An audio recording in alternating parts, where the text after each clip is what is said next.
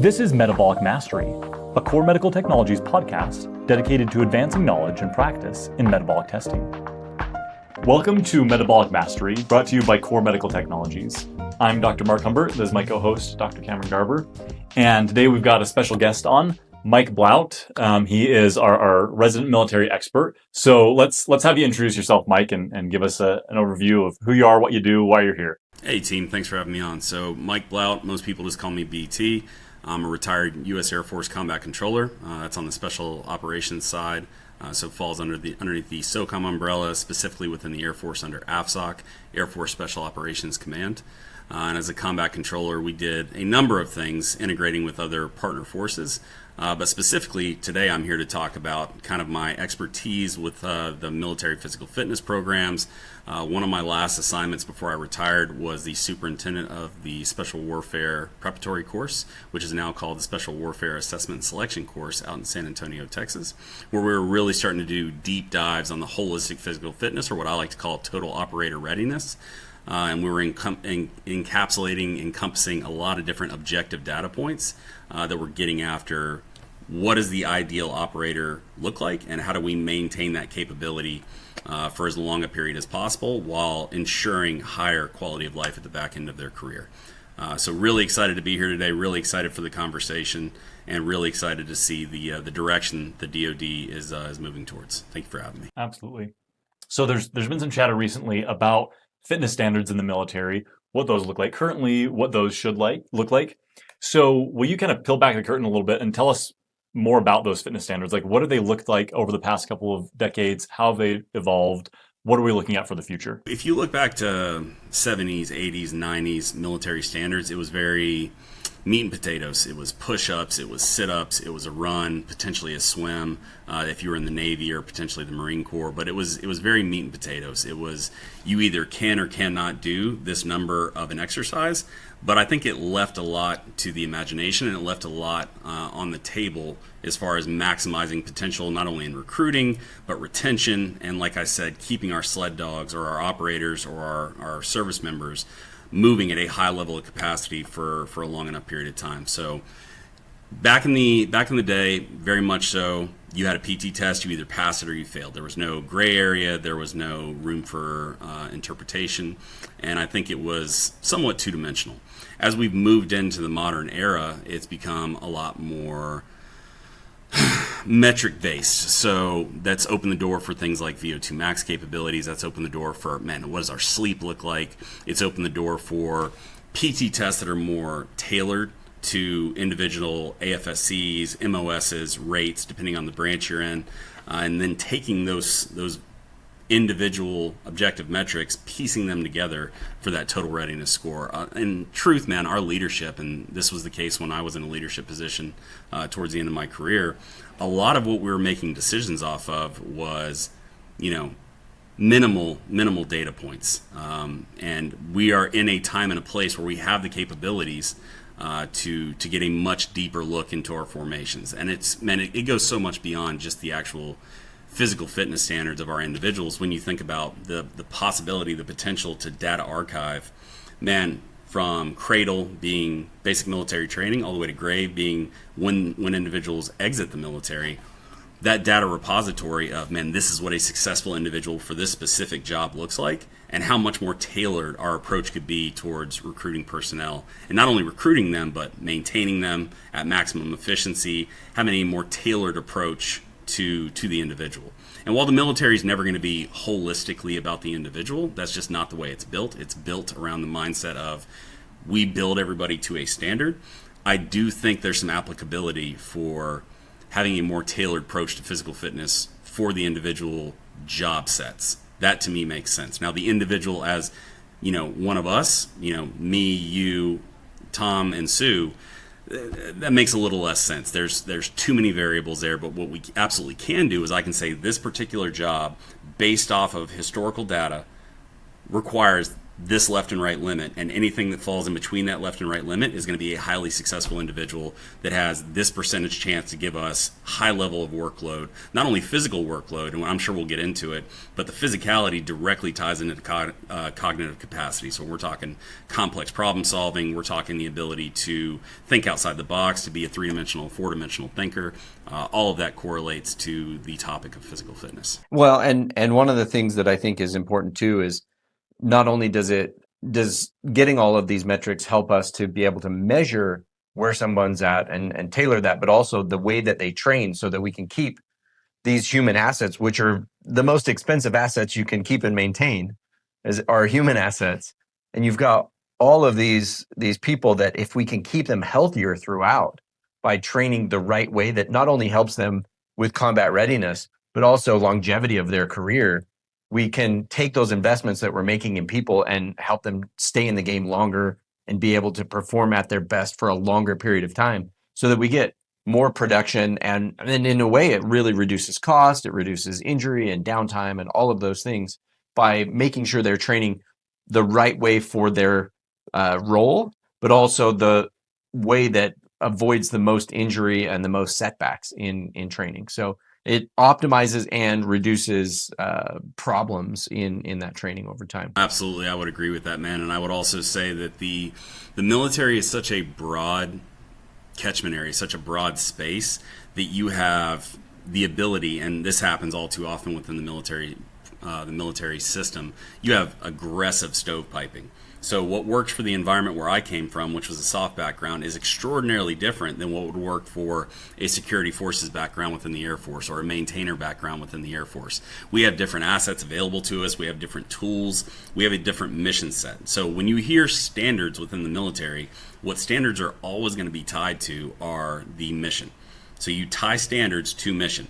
Whatever your mission is going to drive what your standards need to be. What we're suggesting, what I'm suggesting by with and through working with KORR is, man, there is a better way to get after that problem set. The big three that I really like, which we can elucidate on later, are sleep, your VO2 max capacity, and a PT test that is standardized to your specific job set. I think with those three metrics, you can draw a really interesting cross-section on not only the total readiness of your existing force, but man, how do I get more of these individuals that are high performers in this particular job into this job? Well, and like you said, there is just a range of requirements for the different jobs, right? Some are like high physicality, some are more that cognitive load, and having something that is giving us good data for those different things is going to be huge. Yeah. And I think this points to the truth that like humans are not just any one thing.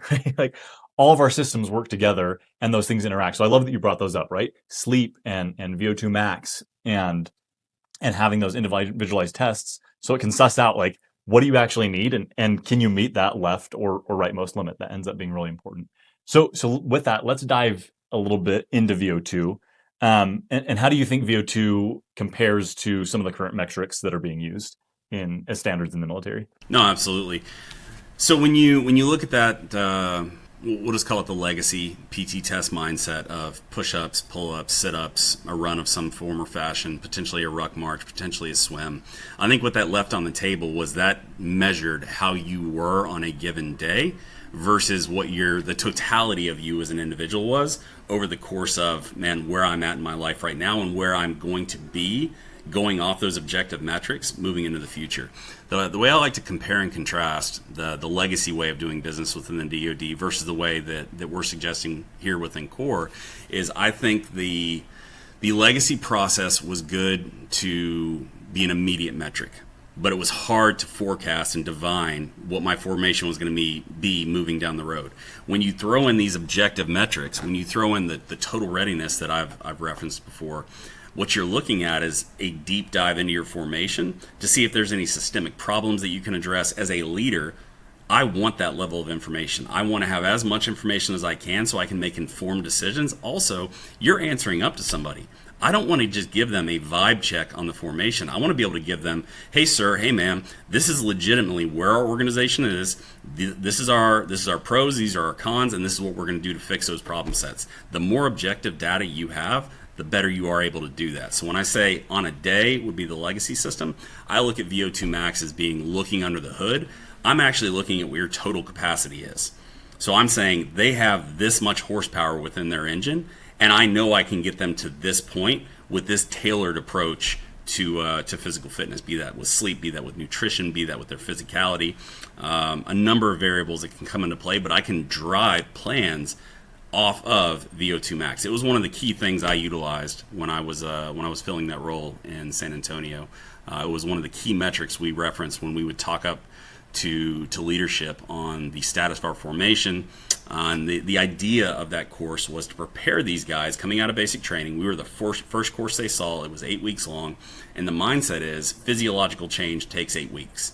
And that was one of the key metrics we utilized to discern what is going to be the success of these individuals going into assessment selection. And the assessment selection had an extremely high fallout rate or attrition rate. I mean, it was around 80-85%.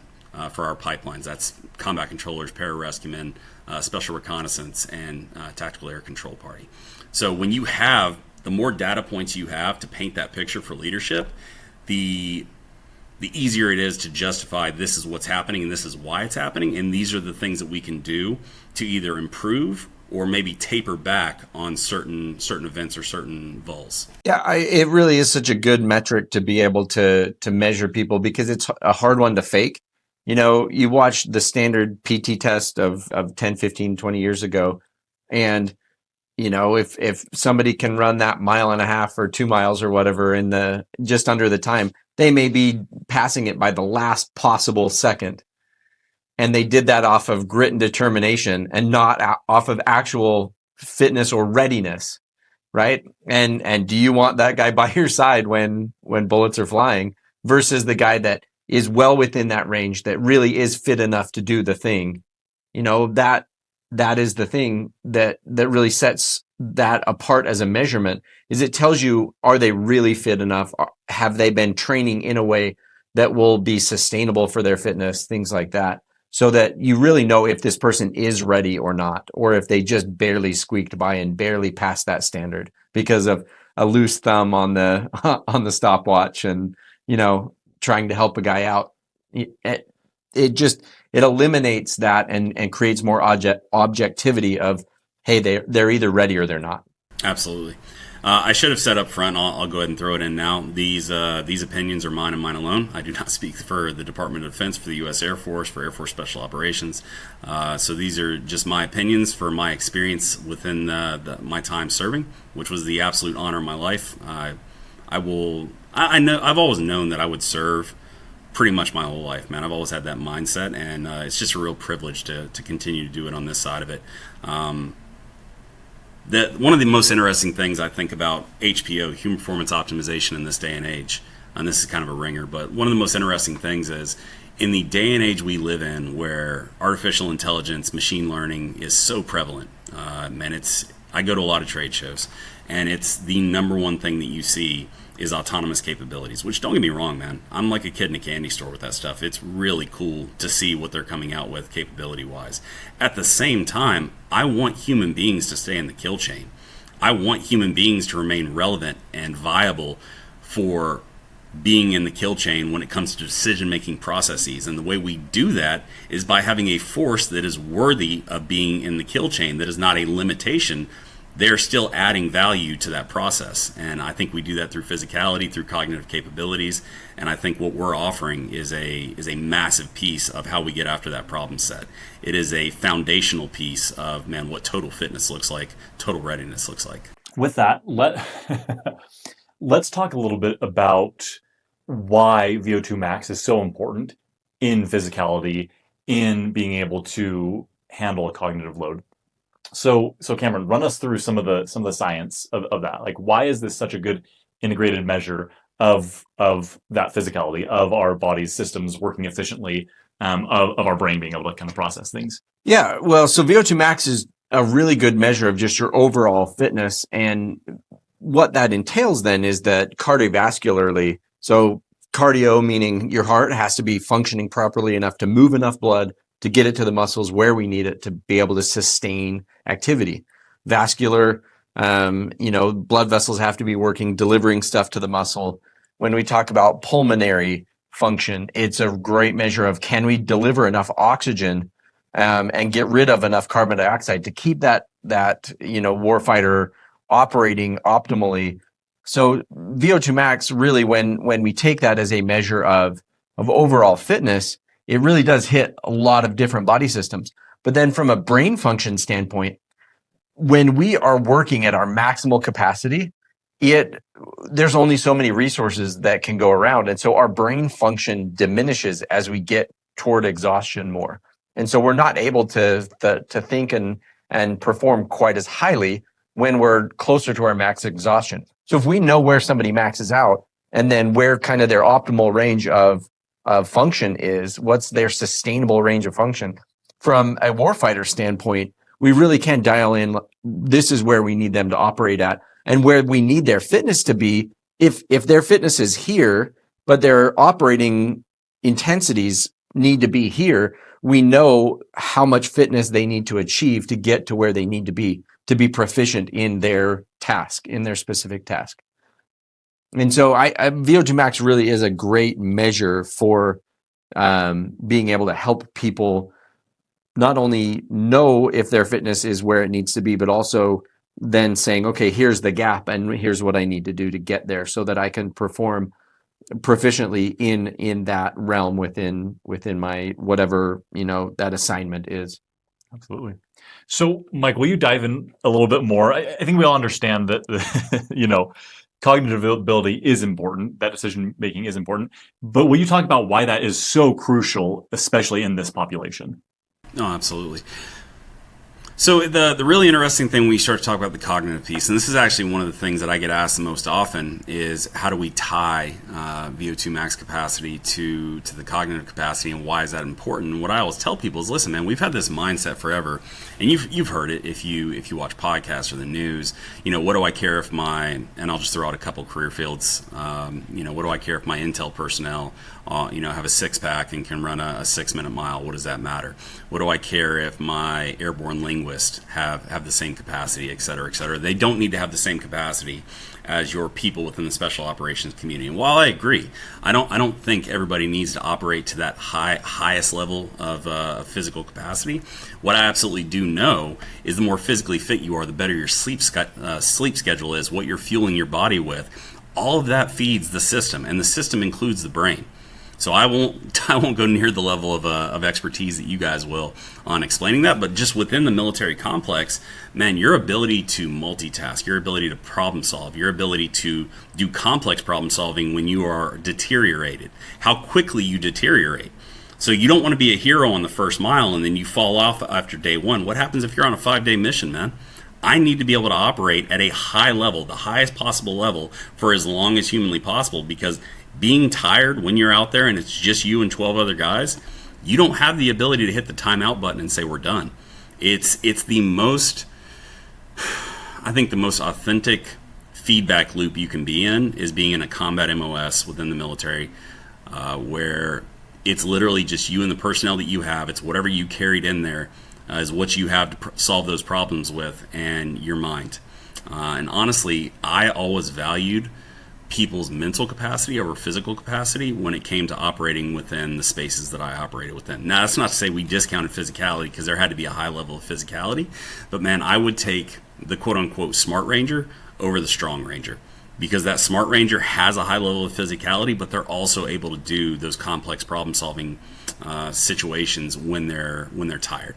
So when sleep dep has been introduced, when calorie deprivation has been introduced, when you're physically hurting. So that grit, that determination factor, which is hard to really capture what that is and how that goes person to person, all of those things are factors. But I need to know, as a leader, not only this is how much capacity my organization has. VO2 max is a fantastic way of defining what that capacity is. That also tells me how far I can push them in training.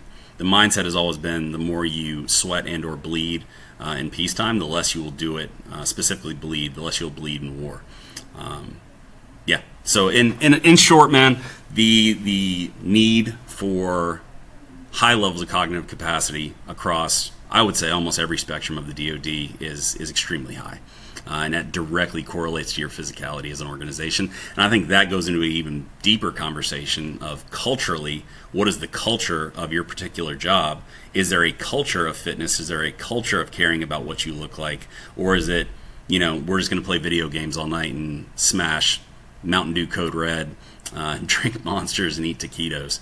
Because there are absolutely places that do that as well. Yeah. So it's interesting. A lot of military training is to help people be able to have less of that adrenaline spike during actual combat, because adrenaline can help you initially, but then there's a crash and this big lull afterward and whatever. A lot of it is designed to make the decisions you have to make and everything automatic so that it's not driven by just adrenaline. And the same thing is true with fitness. The more that you're maxing out your fitness with something, the longer the recovery is, the more that lull is afterwards that you have to recover from and things like that. And the more decision making becomes poor and everything when you're maxed out in your effort level. And so same kind of a thing. Warfighters will rep, live fire situations and other things like that so that becomes automatic responses. And similarly, we want to train our fitness so that those things are well within our capacity instead of pushing us to the edge of our capacity all the time. And there will still be times when you are pushed to the edge of your capacity, but then your recovery will be better, all of those things. And so that's the idea with any kind of training, is to grow your capacity so that your activities that you're doing are well within your capacity instead of pushing you beyond your limits. And so, being able to test their fitness standards in new and more innovative ways that really give us a better picture of what someone's capacity is instead of just where their upper limit is, if that makes sense. Or, did they pass a certain threshold that checks the box? To really know their capacity allows us to fit them better into certain MOSs, like you said, and also just making sure that they are maintaining and capable of being able to do the tasks they're being asked to do. Absolutely. So we call it peaks and valleys, and what we're trying to do is we're trying to minimize the peaks and we're trying to minimize the valleys. What I'm looking for is a more steady state. So when I introduce that stimulus of gunfire or fight or flight response or whatever it may be, man, you're not seeing a massive spike and then a massive drop. What I want to see is, man, I introduce stimulus, you address it as what it is. Is this an immediate threat? Is this a near-term threat? Is this a threat that I can put on the back burner and I'll deal with it later? But you're going through that process, but you're doing it this fast. You have the rest. We say you have the rest of your life to make a decision, and it can be really fast if you make the wrong decision. So being able to introduce people into those scenarios where they have those massive spikes of adrenaline and those massive drops, what you're trying to do, and the devil's in the details, it's in the repetition. What I'm trying to do is I'm trying to build that muscle memory, and I think that's what you were alluding to, Doc, is the muscle memory of, man, I've been here before, so I'm not going to lose my mind when it occurs. I prepared for this time and time and time again, so this is nothing new. And I think understanding their cardiovascular capability directly correlates to their ability to deal with those stress stimulus. Yeah, absolutely. Well, I think this highlights such an important point, is that, like, in many cases, these are life or death situations. There's other career paths, there's other organizations that the consequences of poor fitness don't have such huge knock-on implications. At the level of the individual, this can be life or death, but this can sway, like, what happens with, political conflicts, with different things happening throughout the world. Like, the consequences of having a prepared force are just so huge. And so what I'd love for you to talk about, Mike, is a little bit more about what some of those consequences look like. Like, dive in a little bit more onto why this is so important to have a prepared force wherever you're serving, right? Whether it's on the front lines, whether it's, in some more of the information gathering domains. Like, what does that look like? And kind of what are the consequences of not having that force up to snuff? No, absolutely. So I would say the military is massive grouping of individuals so that act as one is the mindset. And you're only as strong as your weakest link is the mindset that we've always had. So I can have the most capable team in the world, but if I have one person or a couple people that are, quote unquote anchors, that's going to drag down my entire force. We have this mindset that, if you're not strong enough to carry your weight, going back to the scenario, there's only a couple of us or a dozen of us out there in the field, your weight doesn't just sit there, man. Somebody else has to carry it. So if you are unable to carry your load, that doesn't mean that it goes away. This isn't like an office environment where we say, well, we'll resync on it at a later time. No, man, we have to deal with this problem right now. So that weight is now getting transloaded to the rest of your team, and your team is going to suffer, and you're degrading them at a faster rate than they were expecting, because now they're having to not only carry their weight, which they planned on, now they're having to carry your weight as well. So you're only as strong as your weakest link. Beyond that, as you mentioned, the strategic and operational level implications of having a non-fit force, I like to always say, and this is a very simplified way of looking at it, but we eat with our eyes first, man. What do you look like? Do you look the part? Do you look like somebody that's imposing? Do you look like a physical threat? Because, man, that does a lot. That will avoid a lot of conflict if somebody just looks like they want to fight. Think back to when you were a kid, man. Did you want to go fight the kid that was 6'2", 220? No, you didn't want to fight that guy because he was massive. And that's the same mindset that we have in the military. I mean, if you look at North Korea, I think is a great example of this. Who do they put on the DMZ? They put their tallest and most in-shape people. Why? Because visuals matter. And it matters way beyond just the application of the force day to day. It matters for recruiting. If you're a young person that's looking for a job to go into, do you want to go into a job where everybody looks super unhealthy? No, man. You want to go into a job where everybody's super physically fit, that's on the cutting edge of science and technology, that's doing really interesting things. That's a recruiting poster in and of itself. People that have tight haircuts, that have bearing, that have professionalism, all that ties to the way you look. And I don't mean to sound like I don't want to come across like the way you look is the only thing that matters. It's not. But it does matter, man. It's a factor. It's a variable in the equation. How we look is going to dictate how we feel. How we feel is going to dictate how we operate. How we operate is going to dictate mission accomplishment. That's the way I've always looked at it. Well, and success breeds success. So when you look around and you see other people that are successful in their fitness, that look the part, that are functioning the part, that makes new recruits and people coming in be like, oh, there's a standard I'm not meeting that I need to get up to, right? Like that success in physical appearance. So I guess there has been a lot of controversy, and that's part of why we're having this conversation. There's been a lot of controversy lately about the military standards, and that it's in some ways fat shaming, or that it's setting an unrealistic standard, or other things like that, and trying to bring up those standards. I believe one of the terms was used was a gender neutral male standard, meaning let's bring the standards back up to, it doesn't matter if it's guy or girl, everybody needs to meet the standard, whatever that is for that role, for that operation. And to me, that makes a lot of sense, because it doesn't matter what situation you're in. If your job is to carry the radio and all the communications equipment, that stuff is heavy. And you have to be able to do that job, or everybody is hosed if you can't do that, right? If you can't call in the airstrike, your whole team gets wiped out. And so you have to be able to do that function. And so creating a neutral standard that just says you have to be able to do this or you can't do the job is really important. And it's not about appearance necessarily, but I think, to your point, if you don't look the part, you're probably not going to be able to function the part either. And you have to be able to do the role, or you're putting everybody else in danger. And so, is it about anything other than, can I do the job? I know Air Force pilots have certain height requirements depending on what plane they're flying.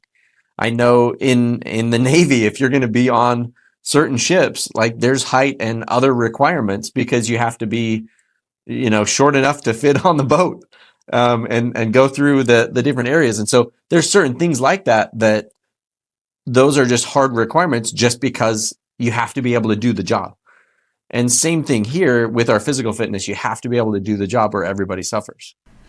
It is. And so tying standards to anything other than mission accomplishment or mission requirements, I think is foolhardy. The military has been on the cutting edge of not caring about the politics of the world, I think, for a long time. We're an politically agnostic organization. That's the way it's built. Man, our job is very simple. It's the most complex, simple job in the world. And that is to protect and defend the U.S. interest, both, CONUS and abroad. That's our job, man. Our job is to do that. Allowing anything else to enter into your decision matrix, depending on level, obviously, but at least at the tactical and most of the operational level, I think is a fool's errand. Man, keep yourself grounded in what your job is. Your job is to accomplish the mission as frag per leadership and to do it to the best of your capacity. And understanding that you're writing checks that people that come after you are going to have to cash. That's the way you have to approach every situation within the military. Is it's never just you doing the thing for the time period that you're doing it. Somebody's going to come in after you, and if that's working with a partner force from another country, if that's working with another branch, whatever it may be, you're going to create a reputation based off of your actions that is going to outlast your time with that particular team or organization or country, whatever it may be. So constantly approaching every situation like it's almost a job interview, where I have to carry myself to such a high level of professionalism, physical capacity, cognitive strengths, complex problem solving, whatever it may be. And for my job specifically, I think it's a really interesting case study. We didn't really have much of a unilateral mission set, meaning we didn't go out as teams of our guys that we trained with. We would attach to other teams that we didn't know, man. So when I went to that team, when any of my brothers went to those teams, you were a representation of your entire career field. And the way you carried yourself and conducted yourself and looked mattered. Because they were going to look at you first and they were going to draw an opinion. And man, let's be honest, guys. And I'm not here to hurt feelings, but I'm also not here to lie. Man, first impressions are a lasting impression. So you either look the part or you don't look the part. And then beyond that, then you get to prove if you can actually do what it is you're there to do through action. But that first impression does matter.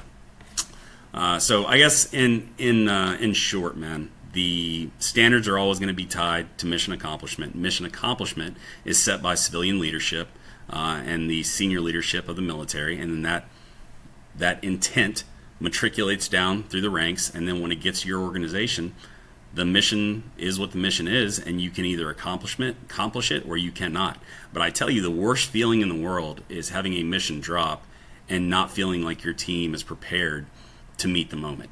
And the way you get around that problem set is, man, using all the tools that we have available in this modern age to make sure you have the most fit and capable force when the mission does drop. We don't get to dictate when that is, but we can dictate how ready we are to receive it by our actions every day.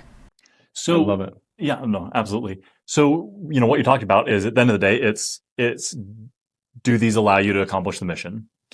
And so I would love for you to talk a little bit about how, like, even though we know that appearance matters, how can testing for things like VO2 or sleep or some of these other standards shift the narrative from appearance-based standards, right? Like waist to height or body fat or BMI to more performance-based standards. Absolutely. So BMI, and this, again, strongly my opinion, I'm not a fan. I think it's archaic.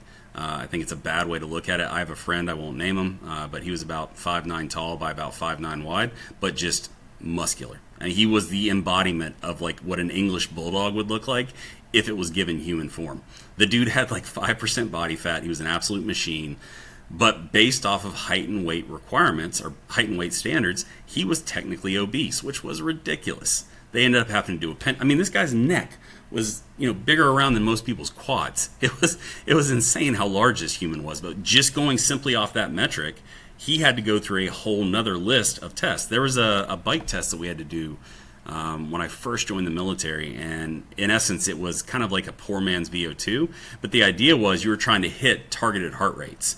The problem was if you were extremely physically fit, it was very difficult to meet that heart rate heart rate. So what you would actually do is you'd end up staying in like zone 2, and you couldn't make it to the zone they wanted you to get to. So what we'd have to do, we'd do like push-ups, and like you'd have guys smoking a cigarette, doing anything they could just to elevate their heart rate before they got on this daggone bike, just so they could pass this test. It was a half measure in getting after what we're trying to get after today, where we're actually utilizing real grounded science. And this is not only the total capacity of your lungs, but this is how efficiently your body processes said oxygen once it receives it. And through all of that, this is what I can and cannot do with this formation based off their current physical capacity. Yeah, and that's one of the things, using the cardio coach, getting like both fat and carbohydrate utilization information, getting, so we call that substrate utilization, being able to get a broader picture of their actual fitness relative to their body mass. Like that's so much more important than just, they were probably doing the Wingate test is what it sounds like. And which is a pretty miserable test to do on a bike. Like you just pedal till you puke, basically. Yeah. Yeah, it's rough.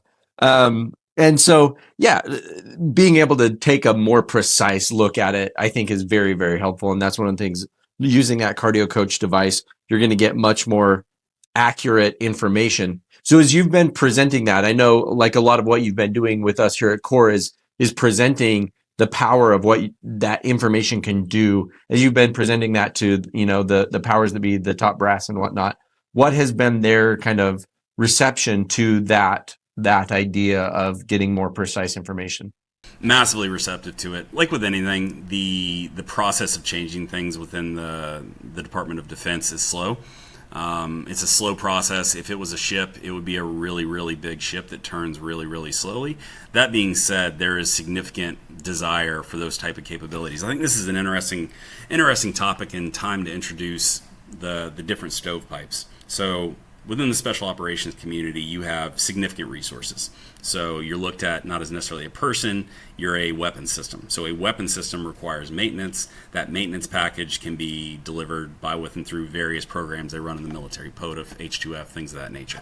But it's dedicated support for the individual. So you have that capability at any time you want. I could go talk to a strength coach. I could go talk to a running coach. I could go talk to an AT or a PT or an OT. You have a litany of capabilities that you have access to. Now, when you get into the more conventional side of the military, they don't have those same capabilities. So a product like ours is a massive plus when you're talking about objectively looking at your formation. They don't have those data points. They have a PT test, and that's pretty much it. They have a PT test, a fit rep, and like an OPR, EPR. I think they call them EPBs now within the Air Force. But that's basically what you have to kind of judge the readiness of your formation. And I think with a couple simple things, man, some wearable technology to judge and guide and kind of capture sleep, mixed with our capability, and it doesn't even have to be at the individual organization. So think like an FCC or like a base gym, where you could plant our product, and as your unit comes up for their mandatory PT test time frame, absolutely still do the PT test, throw in a VO2 max test as well. And this is another really interesting selling point for our capability. A lot of these PT tests are extremely time intensive. They take a long time to run a lot of people through, whereas you take our product, 8 to 12 minutes for our kiosk, give or take 20, 25 minutes for our pro.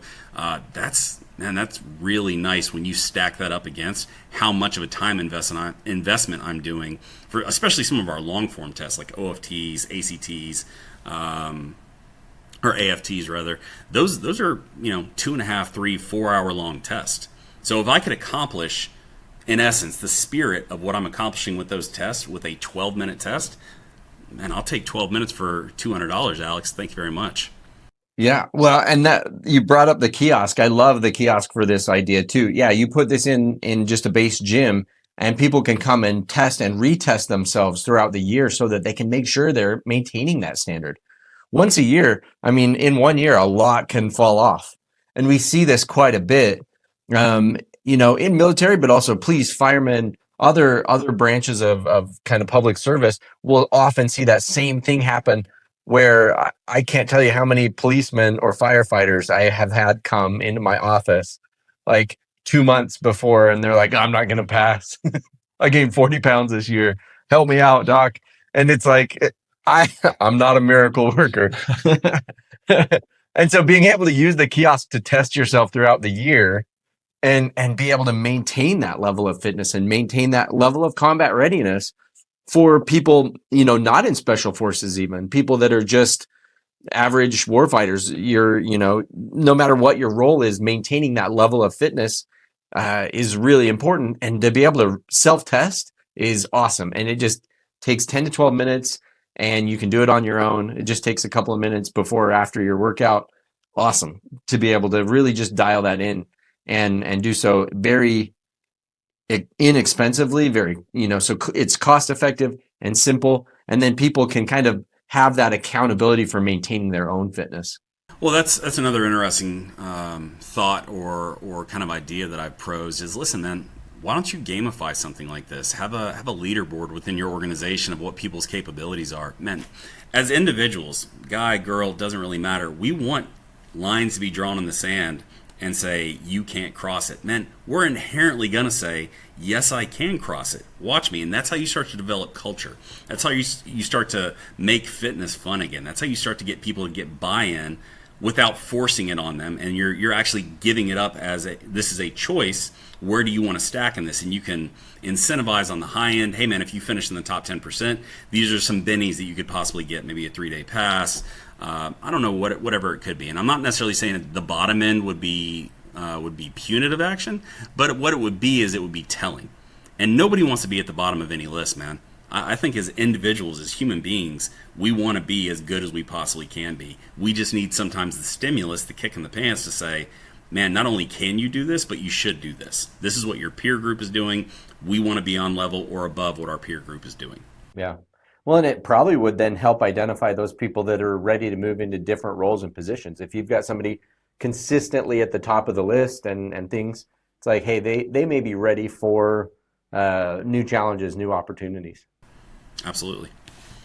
Well, and just this idea of what we've been talking about, that this can be applied so well at scale. From a cost perspective, right? You multiply that over the all the different branches of the military, like you save so much, not only in money costs, but also in time costs, right? Time value of money. So I think that's important. Yeah. And then can you have a metric that at an individual and organization level gamifies things, right? This is just, there's so many things that the benefits of this, when we look at how it's applied to scale, it just is so clear. Like, oh no, this gives us a really good measure. This gives us a really good way. I love what you said, Mike, about what we're trying to do is shape culture, because culture is going to drive how this organization functions. And having a good culture has a huge difference on people's morale, on their longevity, on how they perform together. And having a poor culture has huge effects in again, those same metrics, right? Retention and morale and that cohesion. Like, I think this is another point within the military, right? Like, yes, is culture important in every organization? For sure. But you've used a couple of terms, right? You used my brothers when you talked about the people that were in your unit, right? That were combat controllers. Like, this is an organization that requires that tight-knitness, because you're depending on one another to keep each other alive, right? There's this closeness that really isn't existent in the same way as it is in the military. And so being able to influence that culture in a positive way and have that carry over such that units have more cohesion, that there's more trust between persons, I think ends up being really important. Yeah. So I got a question for you. Oh, so once upon a time, the way war was waged, when a leader would lead from the front, that was seen as like that guy loves his soldiers, right? That guy is doing it the right way, or I don't know. They garnered a lot of respect when they led from the front instead of from the back, right? Do you think that applying these military standards top to bottom, so even top brass, having to maintain military fitness, is that a way of leading from the front in kind of today's version of warfare? Oh, 100%, 100,000%. I mean, if you take a simple operation like jumping out of an airplane, Whoever's leading that iteration, the jump master, is going to say, follow me.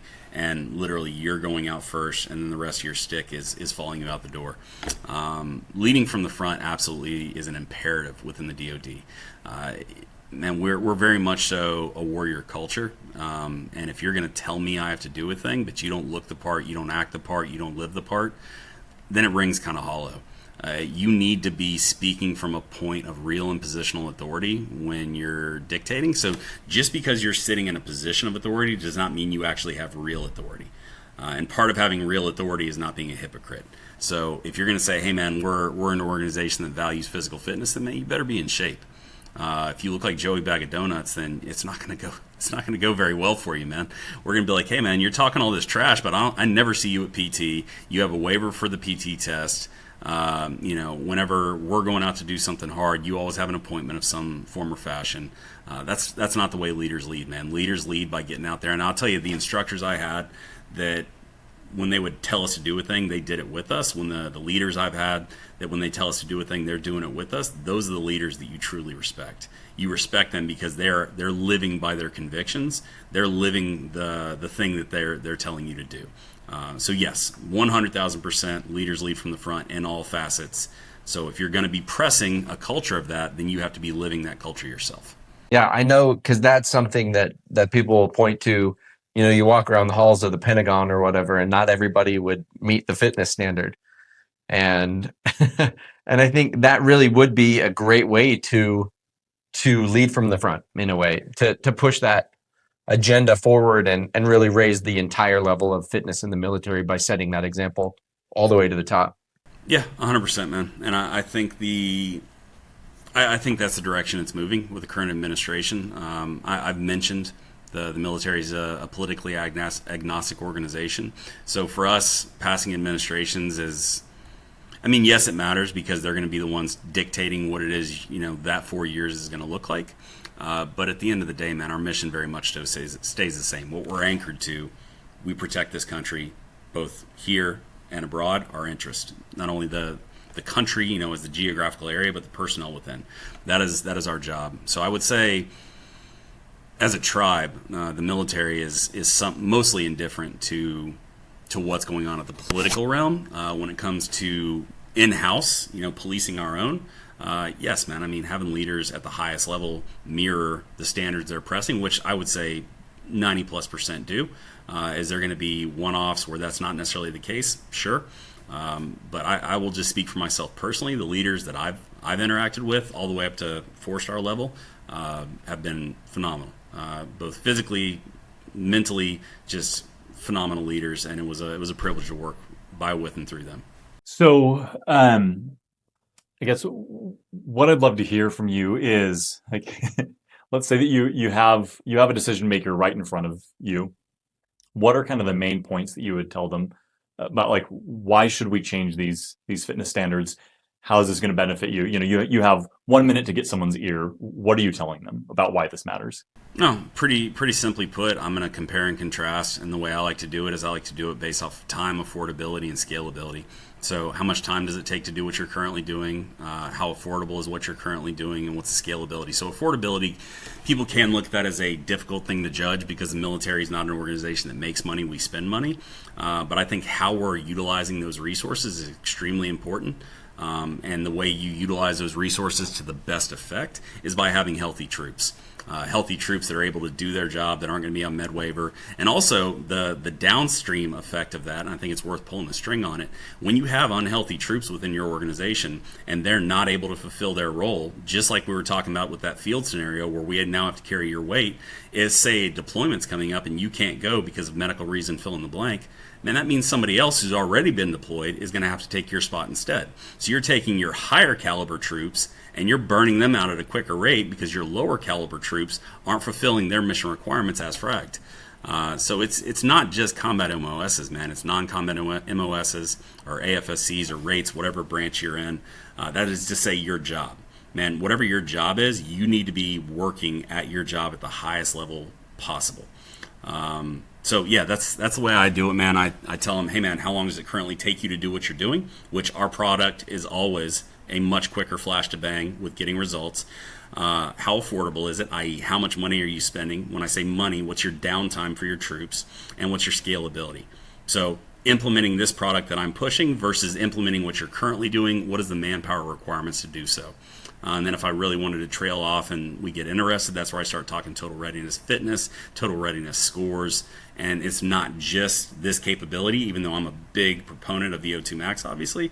Man, it's also tying in your sleep and your service or branch or MOS or AFSC specific PT test to give a really good composite score for the readiness of your formation.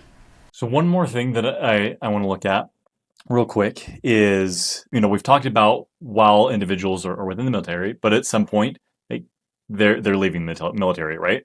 And they're going on to different things. Obviously, a ton of people in that situation.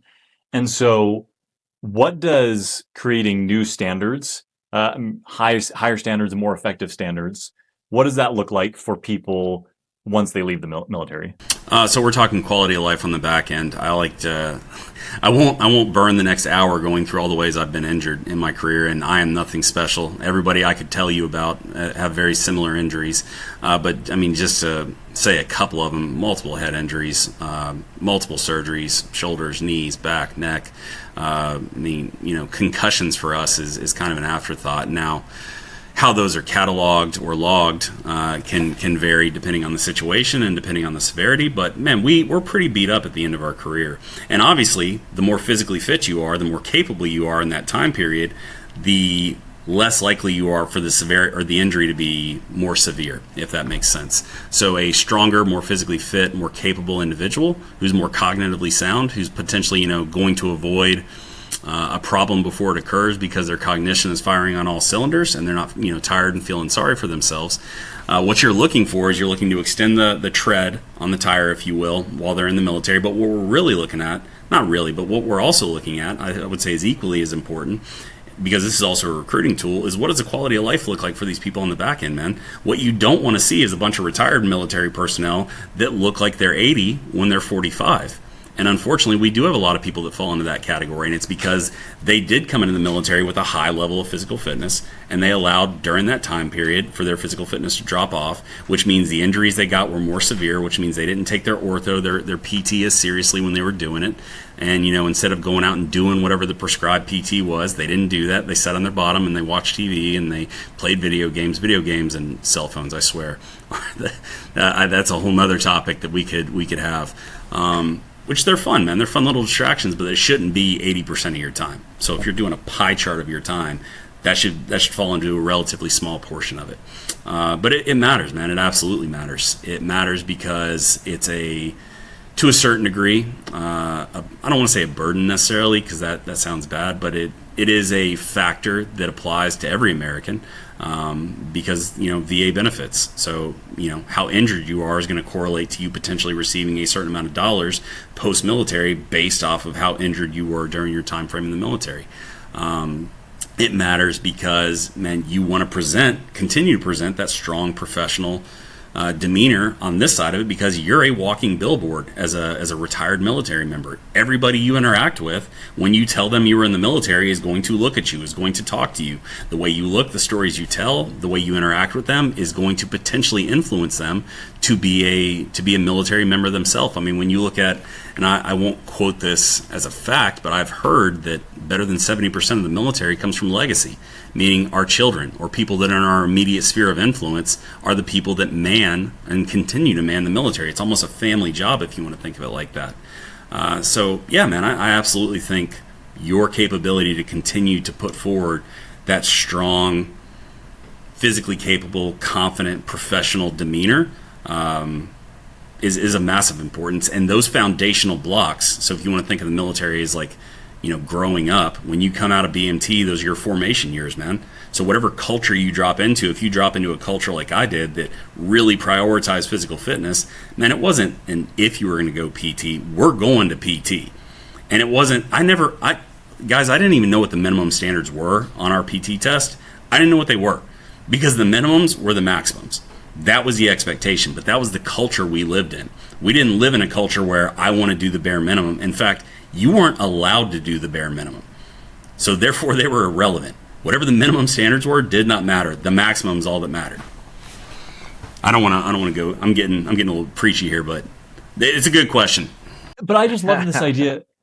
This is the idea of what is going to allow me to survive versus what's going to allow me to thrive. And when we focus on what's going to allow me to thrive, right? I love what you said, that the minimums are maximums. When we're going for that, it's not just barely getting by, it's optimizing so that not only do I live a long time, but I also have a high quality of life for a long time, right? That expanded health span, which, like, as a society, there's some work to do. Well, and like I said earlier, to be able to survive armed conflict, you don't want the guy that just barely passed the minimum next to you, right? You want the guy that crushed that test and went well beyond what the minimum was, because if you're able to perform at a higher level, then your likelihood of survival and accomplishing the mission is so much higher than if you just are barely squeaking by. 100%, man. And it also, I think it leads into not only your mindset as an individual, but your organization's mindset. I mean, quite frankly, I'll speak for my community. If you were one of those barely squeaking by guys, man, you probably weren't getting put in a situation where you're going to be doing kinetic ops. We weren't going to because like I said, man, we didn't have the opportunity to like hide in the noise. We were a one of one where we were going, and you were a representation for your entire career field. So we never allowed for anybody to go forward that was going to be a poor representation of our career field, because when you do something poorly, you reflect on all of us. You diminish all of us, or you raise all of us. And that's the way we always looked at it. Yeah, in those situations where failure is not really an option, like, you need those types of people where they're going to perform at their best at the highest levels all the time. Absolutely. Yeah. When you can create a culture that fosters that, right? It doesn't have to just be my own individual decisions, my own individual willpower. I can benefit from that broader culture that pushes me to optimize, that pushes me to be better, that gives me an environment and a framework that I can build healthy habits around. Yeah. And so I think that ends up being huge. So, well, thanks so much for joining us today, Mike. This has been a great conversation. As always, we could talk forever. Yeah. We were chatting beforehand for a little bit. Before we finish, like, any last thoughts on this topic? Any last thoughts on like how we can use some of these tools to better prepare service members to kind of be at that optimum level? Sure. Instead of looking at onboarding a solution as a total shift, man, I look at it as creating a beachhead. So we start with conversation, and then we go from conversation. So intellectually, I can understand that having some of these capabilities, some of these metrics will be, a positive move for my organization. Then you start small, man. So I always tell military members or, civil service employees, whatever it may be, you don't have to look at it as a total revamp of the way you're doing business holistically, man. Look at this as a tool. This is not the final answer to your problem sets. I promise you that. What it is a amazing objective data point that you can consistently come back to, that is going to point to total fitness for your organization, and beyond total fitness, total readiness. And when we're talking about a capability to meet a potential peer-to-peer threat in the future, which is, always the mindset of the military, but I would say is more relevant nowadays than ever. Man, we want to have the most capable force when and if that balloon goes up. And the time to do that is not when the balloon goes up, man. The time to do that is now. And I would argue the way we're currently doing business could be improved upon. I don't want to say it's the wrong way to do it, because I'm not omniscient. I don't have the answers to every problem ever created, but I will tell you from my experience, I think we could do it better. I'm excited to see the direction the culture is going now. I think it's moving in a positive direction, and I desperately want to help wherever we can as a team improve that process, because it's not just about improving physical fitness. It's about saving lives, man, and that's ultimately the way I look at it. I don't tie this to, man, I want people to be in the best shape for the sake of being in the best shape. I want them to be in the best shape because that means maybe more of them come home at the end of the day. And that to me is what gets me out of bed in the morning. That's well said. Well said. That's really what it's all about. That they can come home and have meaningful lives afterwards is the key. Absolutely. Well, again, thanks for joining us. And just thank you for your approach, for your humility, for your candor on all these things. It's always a great treat to talk to you. So thank you. My pleasure, my friends. Yeah. For everyone listening, again, thanks for joining us. As always, if you want to hear more things like this, remember to like, follow, and subscribe, and we'll catch you next time. Ready to take your metabolic testing to the next level? Visit KORR.com to learn more about purchasing our metabolic test equipment.